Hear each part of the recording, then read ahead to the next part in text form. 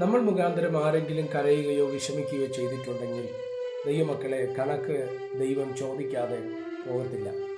ഒരു കാര്യം നിങ്ങൾ ഈ സന്ദേശം കേൾക്കുമ്പോൾ ഉറപ്പാക്കുക, ഞാൻ മുഖാന്തരം ആർക്കും ഒരു വേദന ഉണ്ടാകരുത് എന്ന് പ്രാർത്ഥിക്കുന്നതും അങ്ങനെ ഒരു ജീവിതം നയിക്കുന്നതും അനുഗ്രഹമാണ്. വേദപുസ്തകം നമ്മൾ പഠിക്കുമ്പോൾ നാബോത്ത് എന്ന നീതിമാനെ കൊന്ന് മുന്തിരിത്തോട്ടത്തെ അവകാശമാക്കാൻ വേണ്ടി ശ്രമിച്ച ഇസബേലിനെയും ആഹാബിനെയും നമുക്കറിയാം അല്ലേ?